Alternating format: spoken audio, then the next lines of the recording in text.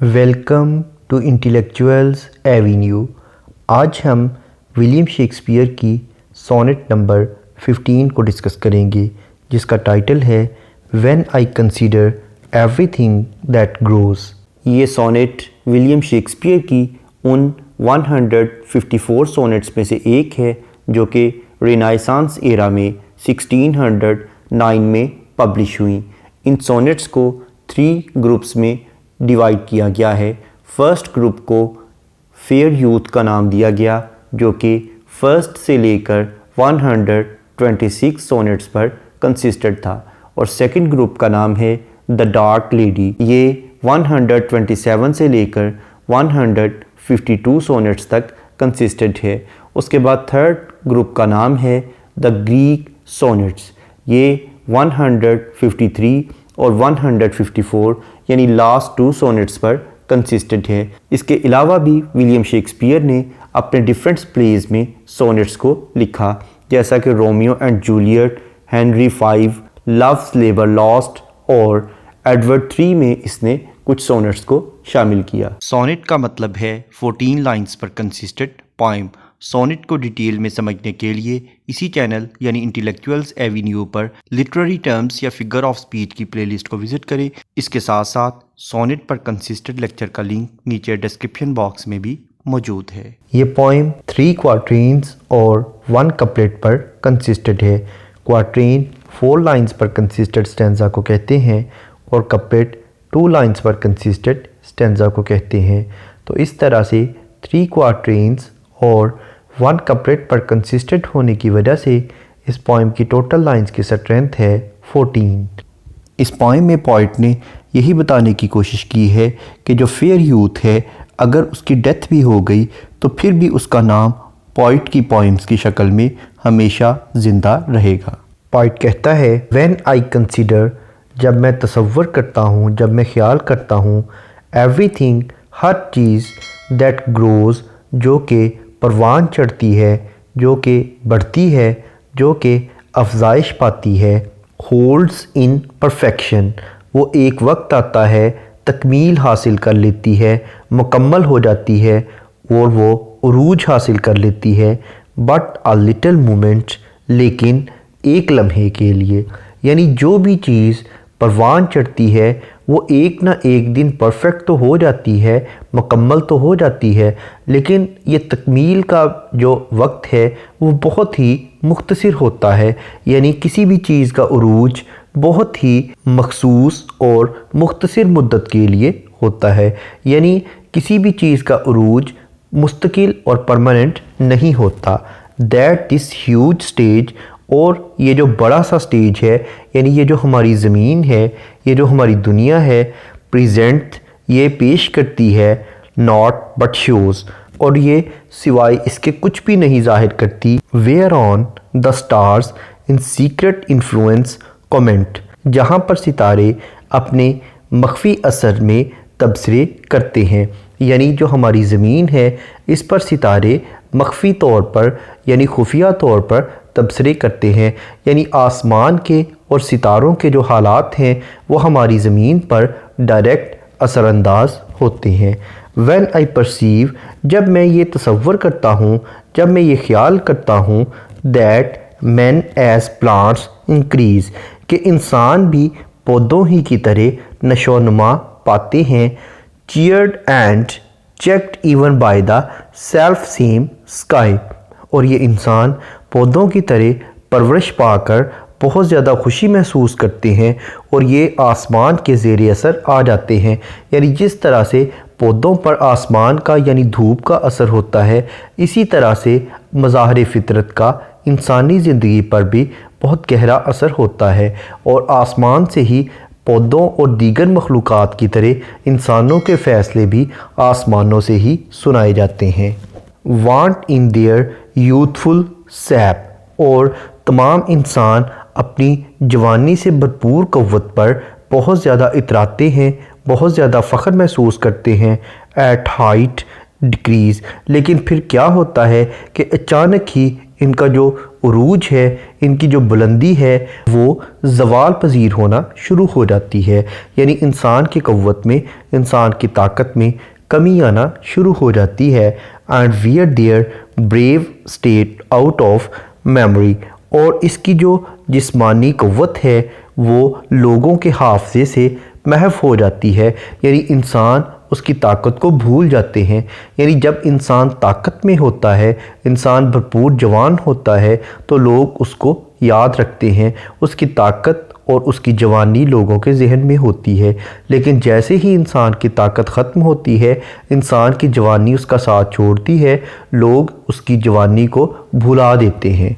Then the conceit of this inconstant stay, इंसान का इस दुनिया में जो एक गैर मुस्तकिल क़याम है, उसकी जो सोच है, उसका जो तसव्वुर है, sets you most rich in youth before my site, मेरी आंखों के सामने वो तुम्हारी भरपूर जवानी को ले आता है। यानी जब भी इस दुनिया पर मैं इंसान के बिल्कुल एक गैर मुस्तकिल और बिल्कुल आर्जी क़याम को देखता हूँ, तो मेरे सामने उस इंसान की भरपूर जवानी आ जाती है।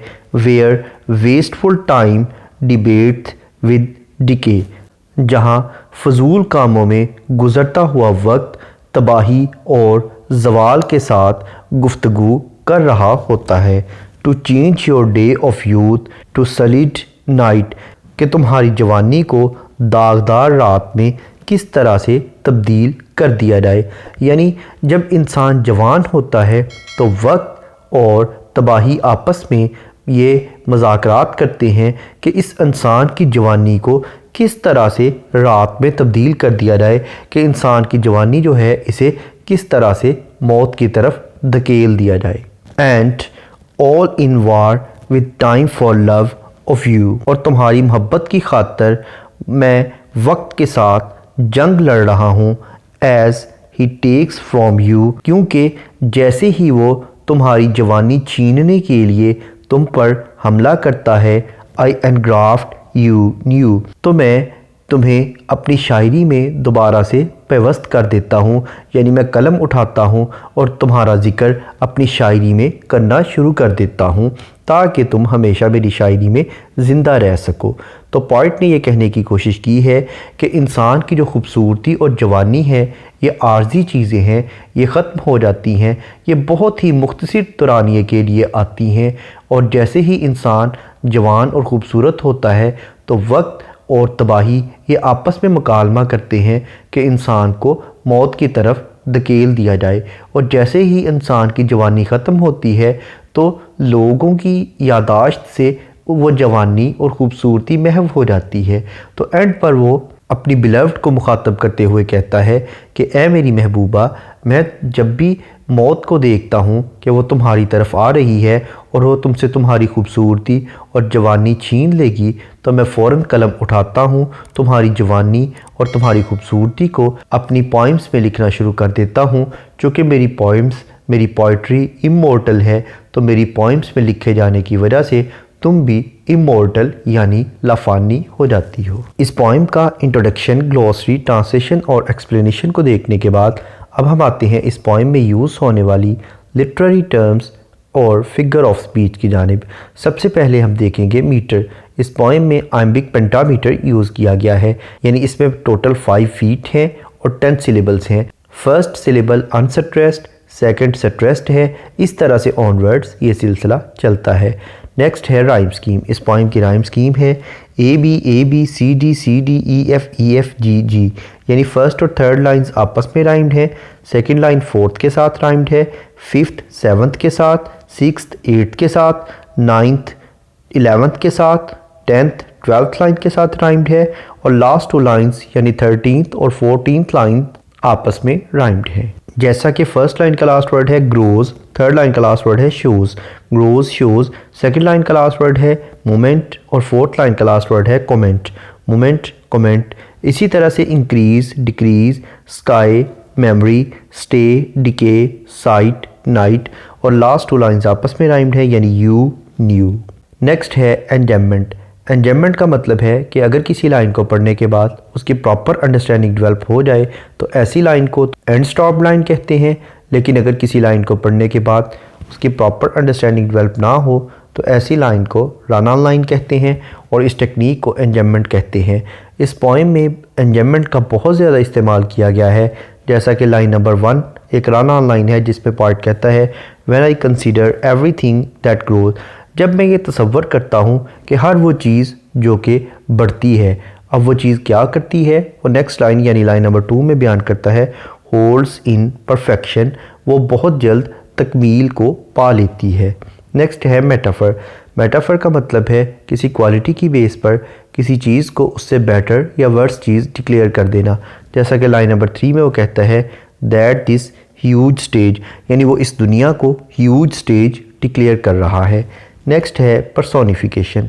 पर्सोनिफिकेशन का मतलब है to give human traits to the non living things, यानी बेजान चीज़ों को जानदारों की खसूसियात अता करना, जैसा कि लाइन नंबर 4 पे वो कहता है whereon the stars in secret influence comment, यानी जो सितारे हैं वो तबसरा करते हैं, यानी वो स्टार्स को पर्सोनिफाई कर रहा है।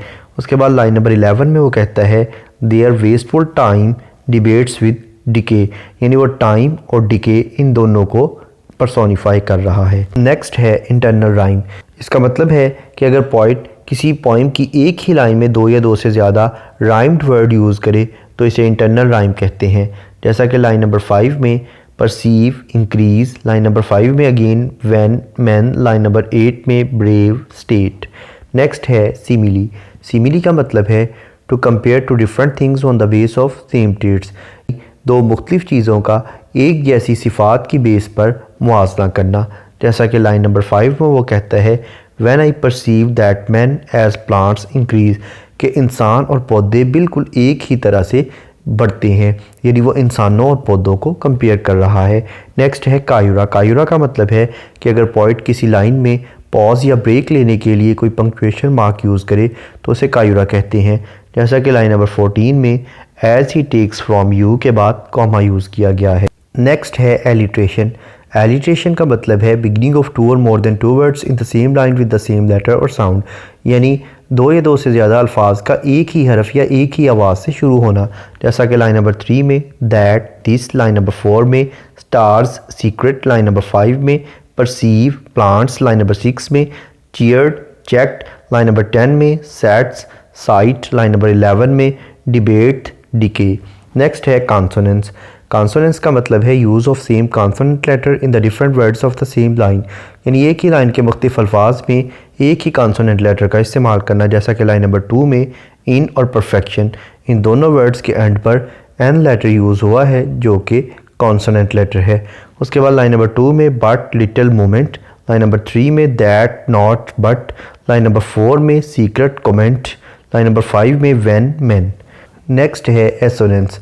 एसोनेंस का मतलब है use of same vowel letter in the different words of the same line, यानी एक ही लाइन के मुख्तलिफ अल्फाज में एक ही वावल लेटर का इस्तेमाल करना, जैसा कि लाइन नंबर 4 में सीक्रेट और कमेंट, इन दोनों वर्ड्स में ई लेटर यूज़ हुआ है जो कि वावल है। उसके बाद लाइन नंबर 5 में व्हेन मैन, लाइन नंबर 8 में ब्रेव स्टेट।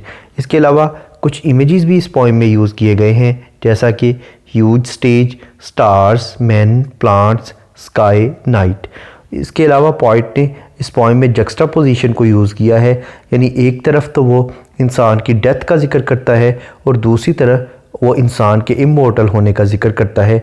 वो कहता है चूँकि आर्ट एक परमानेंट और इमोर्टल चीज़ है, इसलिए अगर किसी का जिक्र उस इमोर्टल आर्ट में कर दिया जाए तो वो इंसान भी इमोर्टल हो जाता है, यानी उसका जिक्र इमोर्टल हो जाता है। इसके अलावा पोइट ने डेथ का जिक्र करते हुए बहुत ज़्यादा हाइपरबोली से काम लिया है, यानी बहुत ज़्यादा एग्जैजरेट करके मुबालगा आराई करते हुए इसका जिक्र किया है।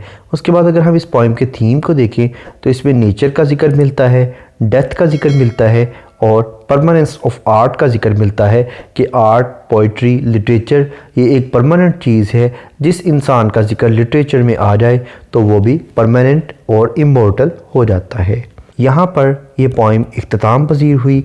इस पोएम के अलावा शेक्सपियर की दीगर सोनेट्स को डिटेल में समझने के लिए इसी चैनल यानी इंटेलेक्चुअल्स एवेन्यू पर विलियम शेक्सपियर की प्लेलिस्ट को विज़िट करें। इसके अलावा जिन लिटरेरी टर्म्स का जिक्र इस पोएम में किया गया है उन तमाम टर्म्स को डिटेल में समझने के लिए इसी चैनल पर लिटरेरी टर्म्स की प्लेलिस्ट को विज़िट करें। इन दोनों प्लेलिस्ट्स का लिंक नीचे डिस्क्रिप्शन बॉक्स में मौजूद है। Thank you for attending this lecture.